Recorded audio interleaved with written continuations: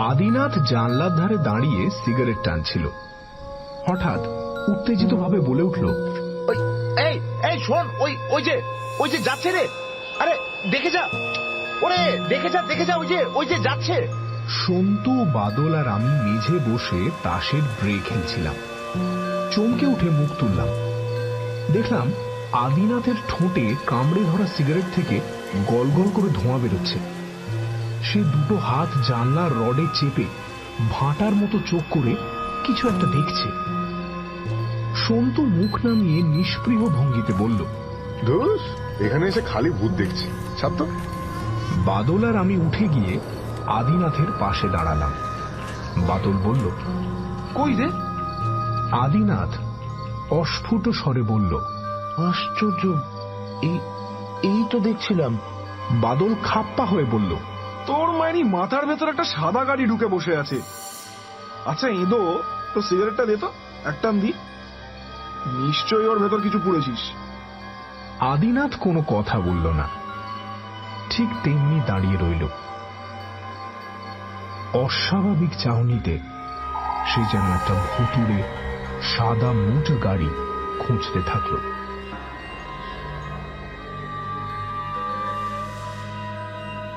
দুদিন হলো আমরা এসেছি এই চোরডিহা বাংলোতে। কাল ঠিক সন্ধ্যের আগে রুক্ষ বাঁজা এক বিশাল মাঠে আদিনাথ ওই গাড়িটাকে নাকি ধুলো উড়িয়ে যেতে দেখেছিল। গাড়িটা মাঠের ওপাশে টিলা পাহাড়গুলোর ভেতরে অদৃশ্য হয়ে যায়। বাংলোর এই জানলা থেকে সামনাসামনি সেই মাঠটা দেখা যায়। বাঁদিকে কিছু দূরে একটা রেল লাইন, সেটা চলে গেছে গয়ার দিকে। ডান দিকে কাছাকাছি একটা ছোট নদী আছে। শীতের শেষে তার জল প্রায় শুকিয়ে গেছে। বুকের ওপর অসংখ্য পাথর জেগে উঠেছে। আমি, বাদল আর সন্তু যখন সেই পাথরে বসে গল্প করছিলাম, তখন আদিনাথ পাড়ে দাঁড়িয়ে সেই গাড়িটা দেখতে পেয়েছিল। মোটর গাড়ি যাওয়াটা কোনো আশ্চর্য ব্যাপার নয়। আশ্চর্য ব্যাপার হচ্ছে যেদিকে গাড়িটা আদিনাথ দেখেছে সেদিকে অন্তত 10 মাইলের মধ্যে কোনো রাস্তাই নেই। রুক্ষডাঙ্গা, খানাখন্দ, আগাছার জঙ্গল, তারপর ছোট ছোট সব পাহাড়। ছোটানাগপুর পর্বতমালার একটা শাখা এদিকে বেরিয়ে এসেছে। আদিনাথ আজ সকালে ফের সেই গাড়িটা দেখার কথা বললে বাদল চৌকিদারকে ডেকে আনলো কিচেন থেকে। চৌকিদারের নাম ততিরাম, পেল্লায় গড়নের লোক, ভাঙা ভাঙা বাংলা বলতে পারে। সেলাম জানিয়ে বলল, বলেন স্যার, কি বলবেন? সন্তু বাঁকা মুখে তাসগুলো গুছিয়ে শাফল করছিল। বলল, কাড়িয়া পীরের বা। বাদল আর আমি হো হো করে হেসে উঠলাম।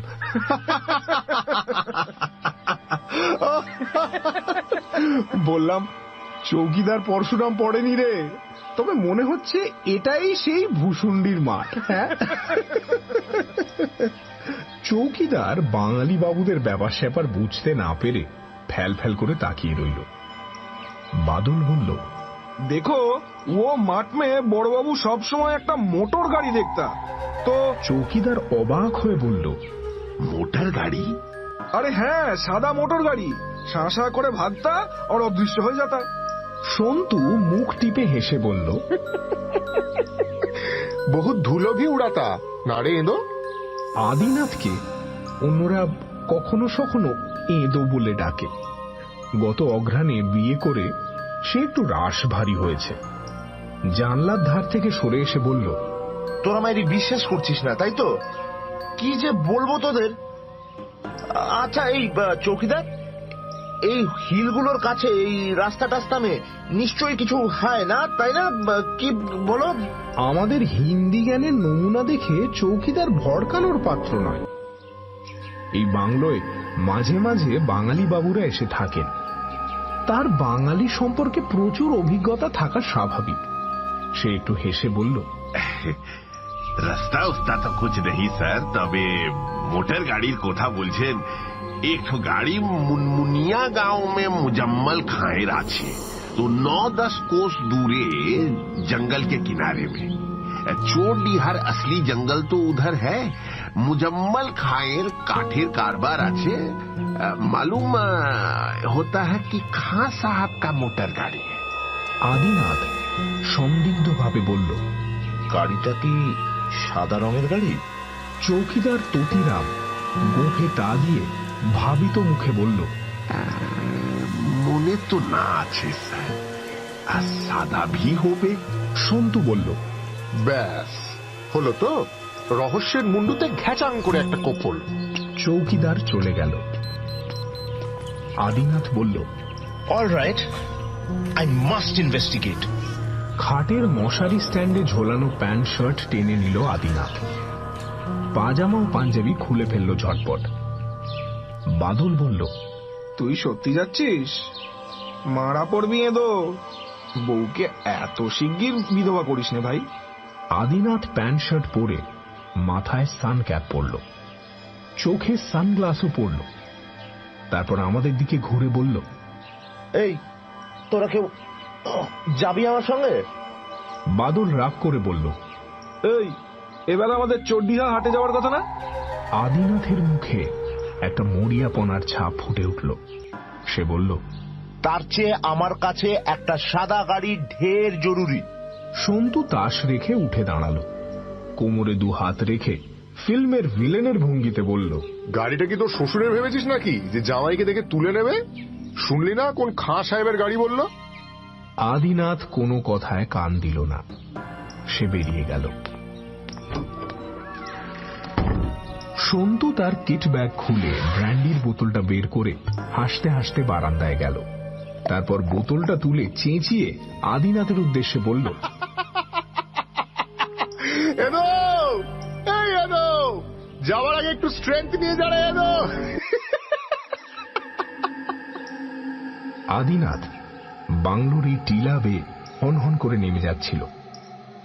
বারান্দায় দাঁড়িয়ে আমরা অনেকক্ষণ ধরে তার যাওয়া দেখলাম। কাছিমের গোলের মতো বিস্তীর্ণ ন্যাড়া মাঠ পেরিয়ে সে যখন পলাশ বনটায় ঢুকল, তখন তার ধূসর টুপিটা দেখা যাচ্ছিল। বাদল বলল, আদিনাথটা বরাবর এরকম একরোখা কেন বলতো? সন্তু ব্র্যান্ডির বোতলে চুমুক দিয়ে ঘরে চলে গেল। আদিনাথ এরকম একরোখা সেটা আমরা জানি, কিন্তু কোথায় একটা সাদা মোটর গাড়ি দেখেছে তা তদন্ত করে দেখার যোগ্য কেন মনে করল বুঝতে পারছিলাম না।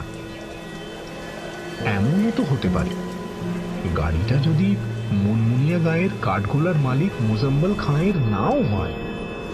কারা বেড়াতে এসেছে বাইরে থেকে এবং ইচ্ছে করেই মাঠ বন বাদার চষে বেড়াচ্ছে।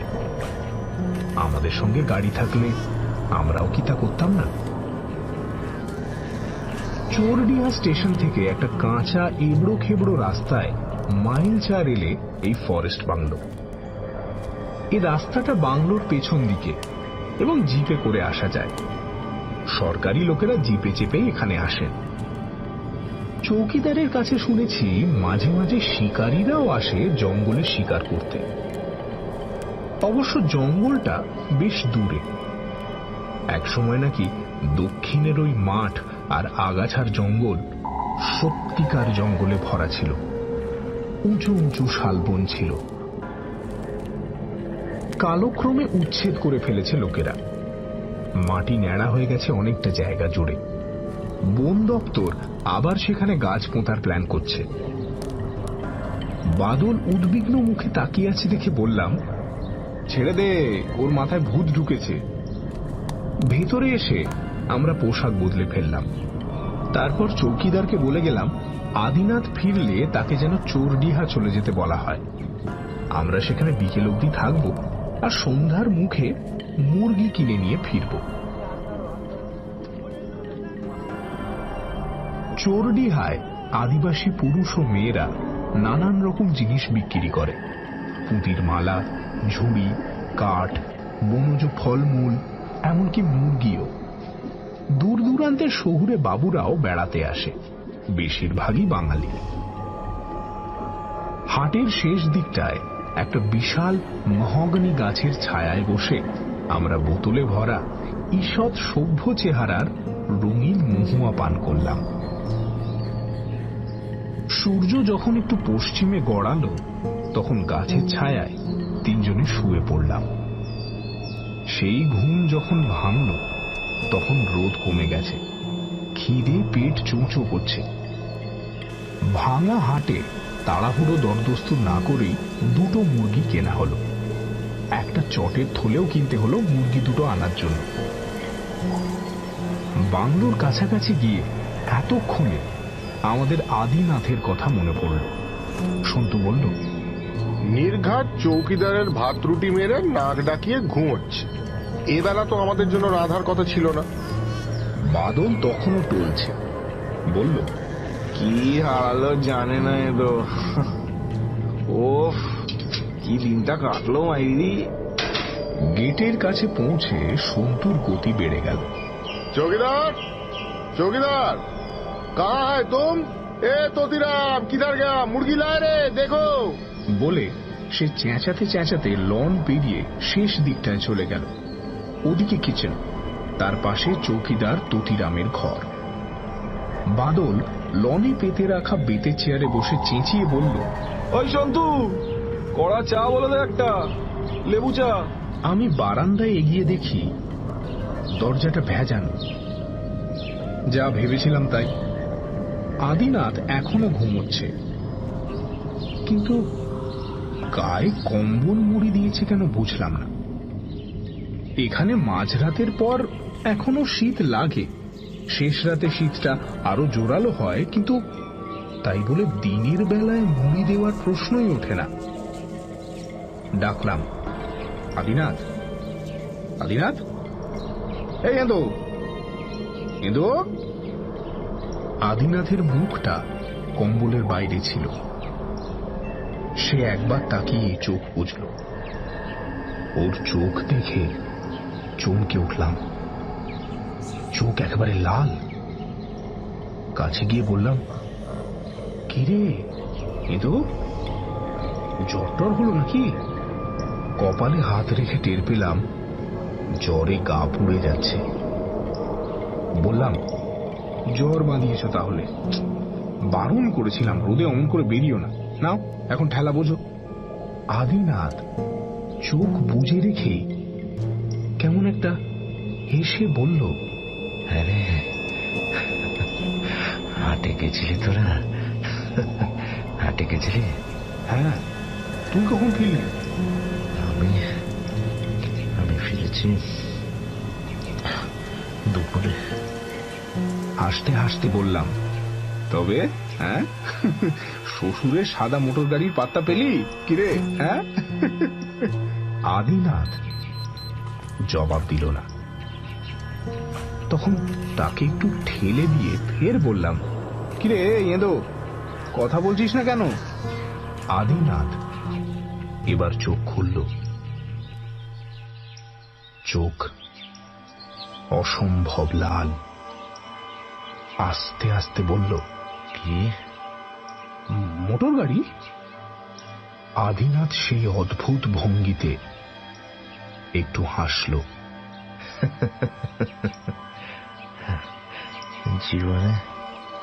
জীবনে এত এত সুন্দর সাদা গাড়ি আমি দেখিনি, জানিস?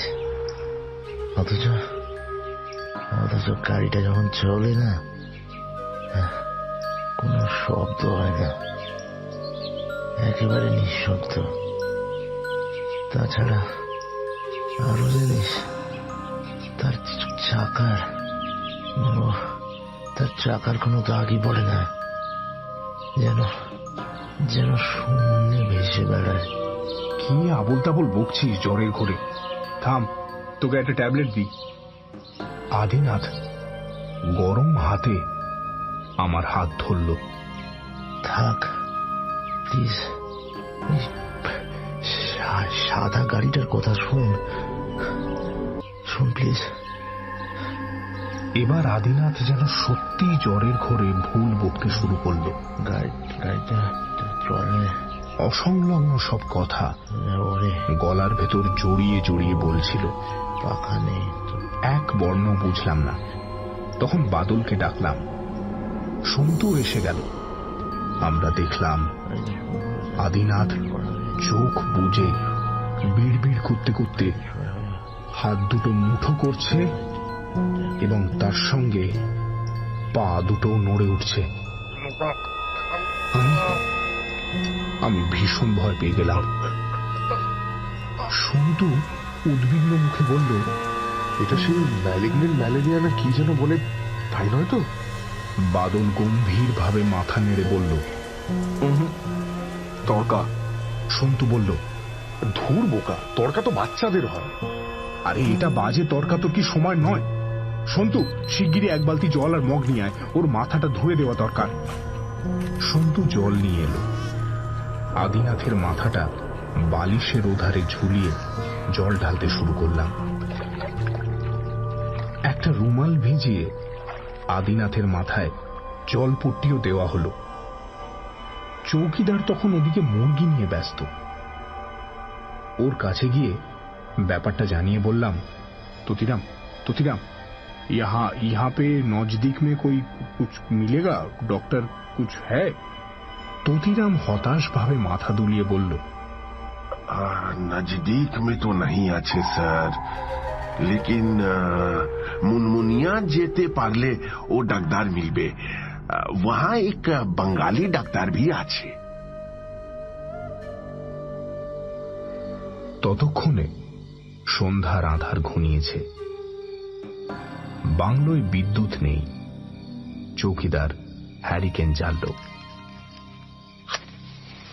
কেটলির জল ফুটছিল কয়লার উনুনে। চা তৈরি করল। আমি চায়ের ট্রে নিয়ে ফিরে এলাম। খিদের অবস্থা গুরুতর, তাই রান্নাটা যত তাড়াতাড়ি হয় ততই মঙ্গল। সন্তুরা লণ্ঠন জ্বেলেছে। আদিনাথকে দেখে মনে হলো সে এখন ঘুমোচ্ছে। আমরা চুপচাপ চা খেতে থাকলাম। চা শেষ করে বললাম,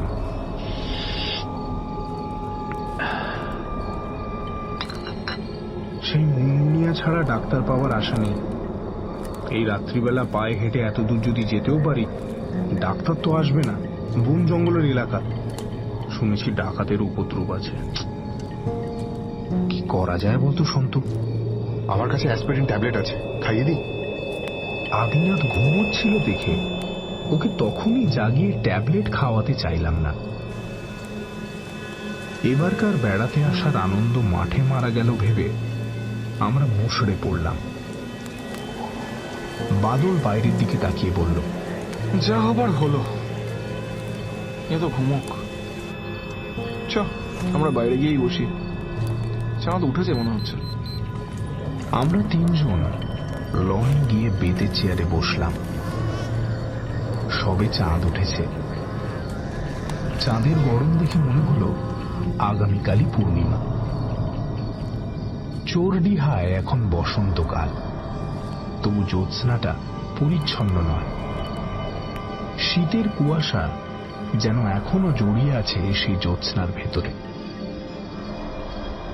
আমাদের কথা বলতে ইচ্ছে করছিল না। আদিনাথের গোয়ার্তুমির জন্য সব ভেস্তে গেল। কাল সকালেও যদি জ্বরটা না ছাড়ে তাহলে কি হবে ভেবে পাচ্ছিলাম না। ডাক্তার আনতে সেই মুনমুনিয়া যাওয়া, উফ। দূরে বিস্তীর্ণ ন্যাড়া মাঠটার দিকে তাকিয়ে সিগারেট খাচ্ছিলাম।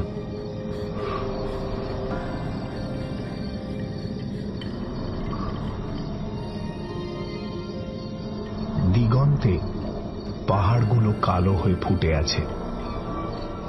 ঝাপসা জ্যোৎস্নায় কচ্ছপের খোলার মতো রুক্ষ মাঠে হয়তো আমিও একটা মোটর গাড়ি খুঁজছিলাম। হঠাৎ পূব দক্ষিণ কোণে এক ঝলক আলো ফুটে উঠল, তীব্র আলোর ঝলক। মোটর গাড়ির হেডলাইট কি? উত্তেজিত ভাবে বললাম, এই দেখ দেখ দেখ, দেখ ওদিকে দেখ। সন্তু আরে কি বলেই চুপ করে গেল। বাদলও সেদিকে তাকালো। তার চোখ দুটো চকচক করতে থাকলো। আলোর ঝলকানিটা আরো জোরালো হচ্ছিল। মনে হচ্ছিল ওটা এগিয়ে আসছে। সন্তু চেঁচিয়ে উঠল এবার, হ্যাঁ চৌকিদার, তোতিরাম, আরে জলদি দাঁড়াও। তোতিরাম কিচেনের বারান্দায় বেরিয়ে বলল, হ্যাঁ বলেন স্যার। ওই আলোটা কিসের বলো তো? বাদল বিরক্ত হয়ে বলল, আদত্তারি, ও কি বাংলা বোঝে নাকি? চৌকিদার, ও রশনি কিসকা হ্যাঁ বলো তো? ওর হিন্দি শুনে হাসবার মতো অবস্থা নয়। চৌকিদার এক লাফে লনে নেমে ঠাহর করে দেখে বলল, হ্যাঁ স্যার, वो रेल का इंजन का बत्ती আছে। उधर रेलेर लाइन আছে না, देखिए लाइने पूरब से गाड़ी আসছে। হ্যাঁ, তো আস্তে আস্তে ও উত্তর দিশা में ঘুমে যাচ্ছে। वो देखिए ट्रेन।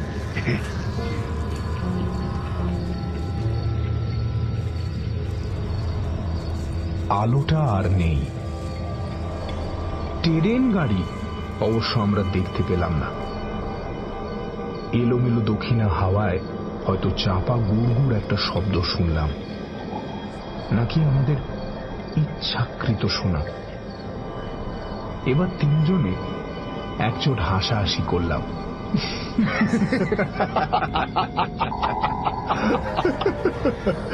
বাবা। তারপর সন্তু উঠে দাঁড়িয়ে বলল, বাদল, তুই আদিনাথকে দেখিস, আমরা একটু ঘুরে আসছি বুঝলি। সন্তু ঘরে গিয়ে টর্চ নিয়ে এলো। তারপর আমায় ডেকে বলল, চল। বাদল রেগে গিয়ে বলল, এঁদোর অবস্থা হবে বলে দিচ্ছি। তাছাড়া চৌকিদার বলেছিল ওদিকে শঙ্খচূড় সাপ আছে। সন্তু গ্রাহ্য করল না।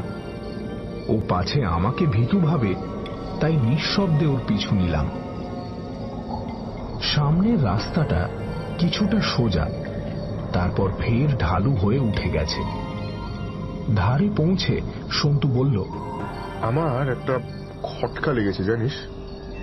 সেটা মনের ভুল না চোখের ভুল নাকি সত্যি কিছু, ভেরিফাই করা উচিত। কি রে সন্তু? কাল সন্ধ্যার একটু আগে আদিনাথ সাদা মোটর গাড়ির কথা বলল। অনেক রাতে আমার ঘুমটা ভেঙে গেছিল হঠাৎ। কোথাও যেন একটা চাপা গড়গড় শব্দ শুনতে পেলাম। ভাবলাম কোনো সরকারি অফিসার আসছে বাংলায়, সে বেটে এসে আমাদের ভাগিয়ে দেবে। এই ভেবে মনে মনে তৈরি হয়ে বারান্দায় বেরোলাম। তোরা তখন ঘুমে কাট। তারপর বারান্দায় দাঁড়িয়ে আছি, তোর দিব্যি হঠাৎ মনে হলো ঠিক এইখানটা একটা সাদা গাড়ি দাঁড়িয়ে আছে। চাঁদের আলো ছিল, কিন্তু গাড়িটা অসম্ভব সাদা। তার চেয়েও অবাক কথা, তারপর গাড়িটা আর দেখতে পেলাম না। তখন ভাবলাম নিশ্চয়ই ভুল দেখেছি। সন্তু, কথাটা তোর বলা উচিত ছিল। আরে ভুল, ওটা কি বলার কথা নাকি? আদিনাথের এই জ্বর আর ভুল বকা দেখে তখন থেকে মাথার ভেতরটা ঝিমঝিম করছে। তোরা আমাকে কুসংস্কারগ্রস্ত ভাববি বলে চুপ করেছিলাম, কিন্তু সন্তু একটু ভেবে আবার বলল, কিন্তু যদি সত্যি পৃথিবীতে অলৌকিক বা ভুতুড়ে ব্যাপার কিছু থাকে, সেটা আমাদের ভালোভাবে বুঝে নেওয়ার দরকার আছে। আরে বুঝবিটা কি? সন্তু আমার প্রশ্নের জবাব দিল না। সে হন হন করে হাঁটতে শুরু করলো। এক জায়গায় আবার কিছু পাথর পড়ে রয়েছে। টের পেলাম বাংলো থেকে মাঠটাকে যেমন দেখেছি আদৌ তেমনটি নয়। প্রচুর পাথর আর ফাটলে ভর্তি। জায়গায় জায়গায় কাঁটা ঝোপো রয়েছে। সন্তু একটা বড় পাথরের উপর উঠে বসে আমায় ডাকলো, আয়, এখানে কিছুক্ষণ বসে ওয়াচ করি, আয়। পাগলের পাল্লায় পড়া গেল দেখছি। আমি ভেতর ভেতর বেশ ভয় পেয়ে গেছি। এই অজানা বিস্তীর্ণ প্রান্তরে জ্যোৎস্নায় মানুষের মনে প্রকৃতি প্রেম জাগবার কথা, কিন্তু আমি অস্বস্তিতে আড়ষ্ট। খালি মনে হচ্ছে আচমকা একটা অসম্ভব সাদা মোটর গাড়ি কখনো শব্দে কখনো নিঃশব্দে ছুটে আসবে চোরডিহার জ্যোৎস্নার মাঠে। আমাদের ভয়ার্ত চোখের সামনে সে সারা মাঠ ছোটাছুটি করবে, তারপর মিলিয়ে যাবে হঠাৎ। সন্তুকে একবার একটু নড়ে উঠতে দেখলাম, যেন সত্যি ভুতুড়ে গাড়িটা দেখতে পেয়েছে, কিন্তু তারপর আগের মতো স্থির হয়ে রইল সে। শোঁ শোঁ করে হাওয়া বইছিল, বহু দূরে কোথায় যেন শেয়াল ডাকছিল, আর সেই ডাক ভেসে আসছিল হাওয়ায়, আবার মিলিয়ে যাচ্ছিল।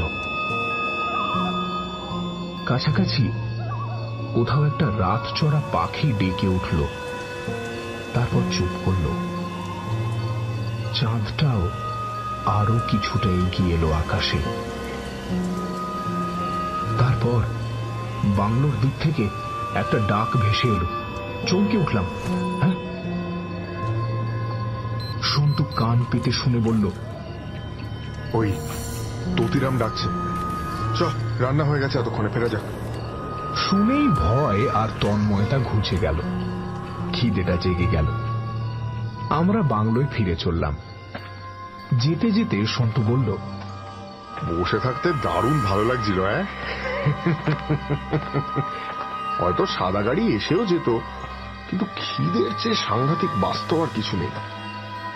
কিন্তু তার চেয়েও সাংঘাতিক বাস্তব আমাদের জন্য অপেক্ষা করছিল বাংলোতে। আদিনাথ মারা গেছে। বাদল ঘরে ঢুকে দেখেছিল সে বিছানা থেকে নিচে পড়ে গেছে কখন। মুখের দুপাশে চাপ চাপ ফেনা, চোখ দুটো ঠেলে বেরিয়ে এসেছে। চিৎ করে শোয়াতে গিয়ে আদিনাথের নাক থেকে গল গল করে রক্ত এসে বাদলের দু হাত ভিজিয়ে দিয়েছে। বাদল বাচ্চা ছেলের মতো হাউ হাউ করে কাঁদছে।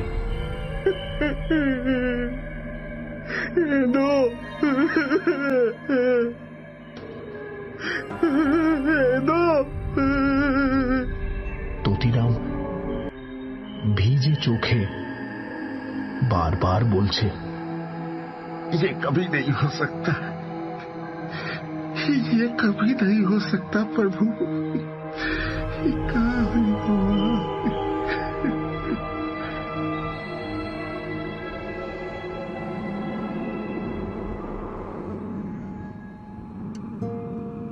আদিনাথের ডেথ সার্টিফিকেটে লেখা হয়েছিল সানস্ট্রোক, এবং তাতেই মৃত্যু। কলকাতা শহর অলৌকিকতাকে মিথ্যা প্রতিপন্ন করে।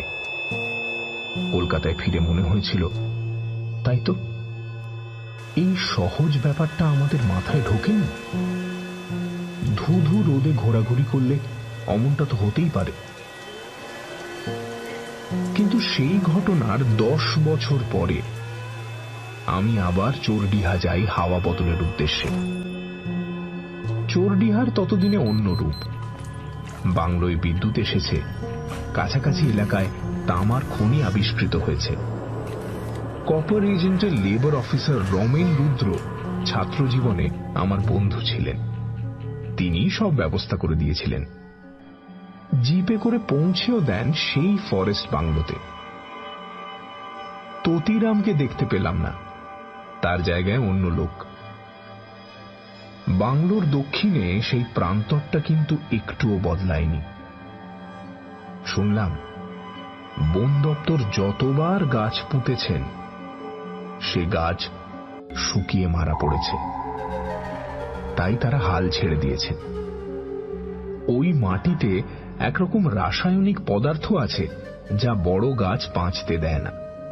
তাছাড়া জায়গায় জায়গায় নিরেট পাথুরে জমি।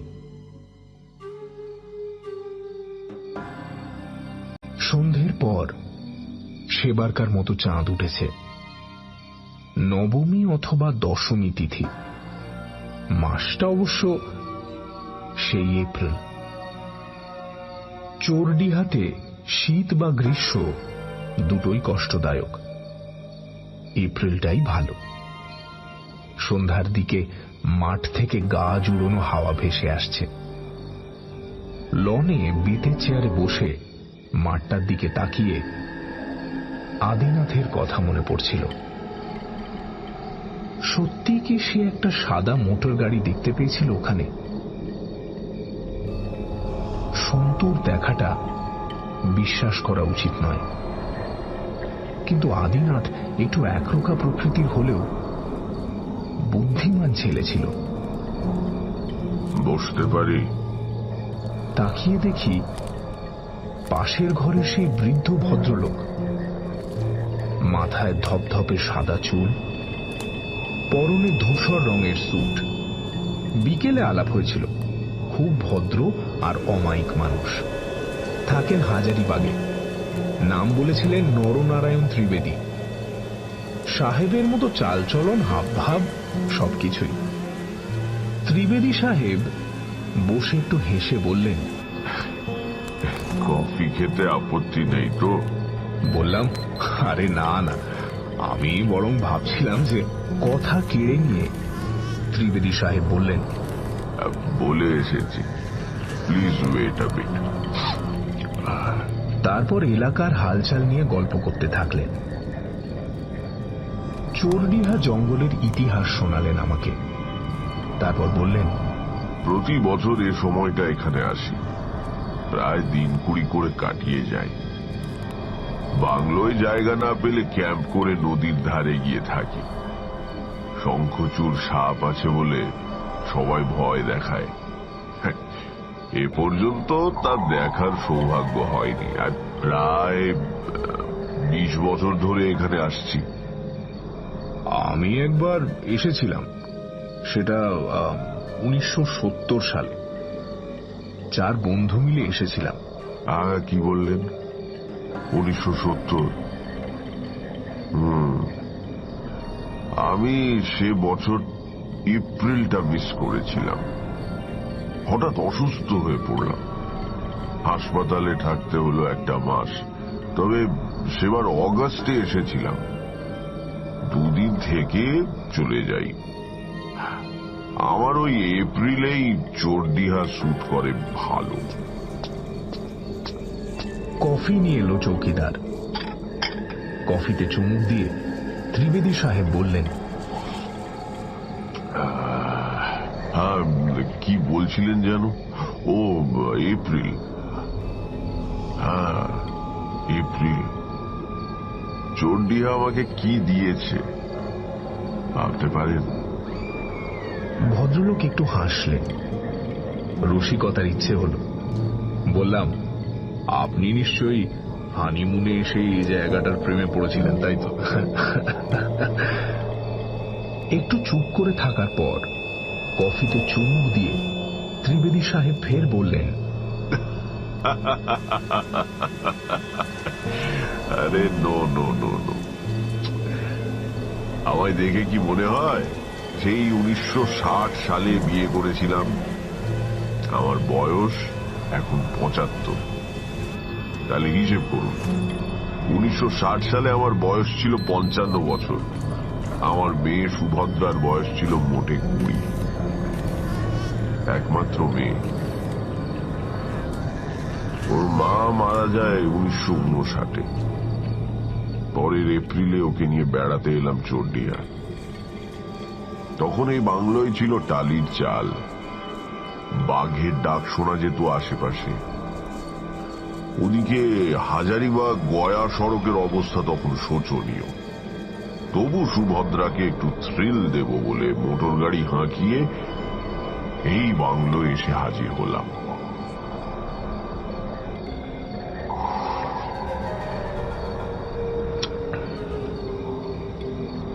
সুভদ্রা ছিল দুরন্ত মেয়ে, জানেন। আমি সকালে বন্দুক নিয়ে নদীর ওদিকে গেছি, যদি কিছু পাখি টাকি মারা যায়। সুভদ্রার মাথায় ঝোঁক চেপেছে, ও মাঠটায় গিয়ে গাড়ি চালাবে। সবে স্টিয়ারিং ধরতে শিখেছে, বুঝলেন ব্যাপারটা। দুপুরে কয়েকটা হরিয়াল নিয়ে বাংলোয় ফিরে দেখি সুভদ্রা নেই। চৌকিদার বলল, গাড়ি নিয়ে বেরিয়েছে মাঠের দিকে। ফিল্ড গ্লাস ছিল সঙ্গে। চোখ রেখে মাঠটা তন্ন তন্ন করে খুঁজলাম, দেখতে পেলাম না। আমি আমার মেয়েকে দেখতে পেলাম না। ওদিকে তো কোনো রাস্তাঘাট নেই, গেল কোথায় বোকা মেয়েটা ভাবছি। আমি তক্ষুনি বেরিয়ে পড়লাম বাংলো থেকে। আমি মাঠের শেষ প্রান্তে, যেখানে ওই হিলগুলো দেখতে পাচ্ছেন, ওই হিলগুলো, নদীটা ওখানে ঘুরে গেছে, গভীর খাদ সৃষ্টি করেছে। চোরডিহা প্রপাত দেখেননি আপনি? মাথা নাড়লাম, কান পেতে শুনছিলাম। এপ্রিলে প্রপাতের তলা শুকনো। গিয়ে দেখি গাড়িটা 300 ফুট নিচে উল্টে পড়ে আছে। আপনার মেয়ের তাহলে কি হলো? বৃদ্ধ চেঁচিয়ে উঠলেন। Are you a fool? Are you a fool? 300 foot নিচে যে গাড়ি। হঠাৎ থেমে গিয়ে ধরা গলায় বললেন, আমায় ক্ষমা করুন, ইদানিং আমার হাই ব্লাড প্রেশার তো। বেশ অনেকক্ষণ স্তব্ধতা। তারপর আস্তে আস্তে বললাম, ত্রিবেদী বাবু, গাড়িটা কি সাদা রঙের ছিল? হ্যাঁ। কেন বলুন তো? বৃদ্ধের চোখ জ্যোৎস্নায় চকচক করতে দেখলাম।